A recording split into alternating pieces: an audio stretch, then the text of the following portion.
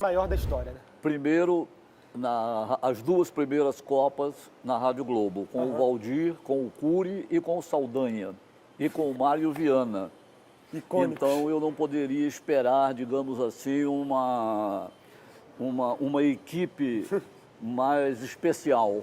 E como era o Saldanha nessa época, que era para ele ter sido treinador, né? O Saldanha, em 74, ele já tinha 4 anos que ele havia dirigido a seleção. Sim. Ele foi afastado pela CBF Aquela antes coisa da lá Copa do de Dadá, 70. né? Que Mas falam, pelo menos. Era excepcional, foi uma figura realmente marcante. Muito Onde marcante. se chegava, ele era a figura central. Sem dúvida nenhuma. Por exemplo, na Copa de 70, eu cheguei a Guadalajara um mês antes da seleção. Sim. Tá? E quando a seleção desembarcou, os colegas da crônica, principalmente num jornal chamado Esto, da Cidade do México, um jornal esportivo muito bom. Sim. Eu fui correspondente durante 10 anos desse jornal aqui no Brasil. E o pessoal do Esto queria o Saldanha para escrever uma crônica diária para o jornal. Sim. Então, você se lembra do papel carbono, não, né? Não é do seu tempo, não. Não cheguei a pegar, É. infelizmente. Então, o Saldanha colocou... Máquina de escrever também você não pegou. Máquina no comecinho ali. Quando o computador ainda estava assim, ainda rolava um pouquinho. Na casa do meu avô tinha, por exemplo. Então, eles me pressionavam muito, me marcavam. Quando chega a Saldanha, quando chega a Saldanha. E aí, o Saldanha colocava um papel carbono na crônica dele e me dava a cópia. Eles deram ao Saldanha, pela Copa, $10 mil. Foi quanto o João ganhou naquela época. Sim. Era um bom dinheiro. Era um belo dinheiro para ele, certamente. Era um bom dinheiro. E aí, o Saldanha escrevia, a crônica que ele escrevia para o jornal, ele escrevia para o Jornal do México. E eu já estava mais ou menos adaptado, porque o pouco de espanhol que eu aprendi no México, na Copa de 70. Ali no convívio e tal. E o Saldanha fez uma série de crônicas a respeito. E quando o Saldanha chegava no estádio, os holofotes se voltavam para ele. Não havia cabine fechada, havia espaço. Sim. Para que todos os jornalistas ficassem. Que até hoje permanece mais ou menos assim, né? Em Copa do Mundo, pelo menos. Rola ali um... E o que aconteceu? Aconteceu também que tinha na equipe uma outra figura, que era o Mário Viana.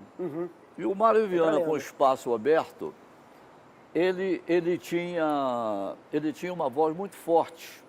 Ele não falava, ele berrava.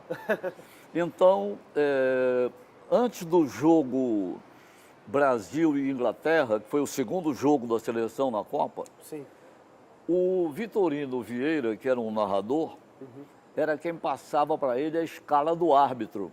Quem era o árbitro. E o Mário Viana chamava todo mundo de fariseu. Virou-se para o Vitorino e disse assim: ô fariseu, quem é que apita hoje aí? Que maravilha. Aí o Vitorino disse assim: Abraham Klein. Nome imponente, né? Aí nome de inglês, né? Abraham Klein. Abraham Klein.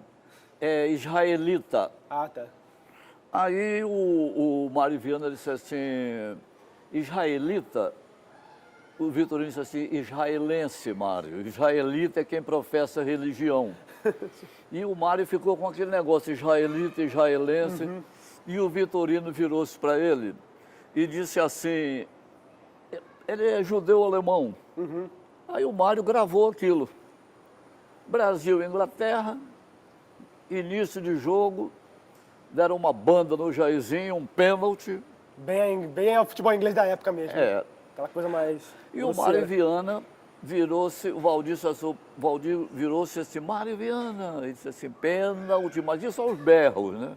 Pênalti, não deu porque não quis, safado, safado como todo judeu alemão.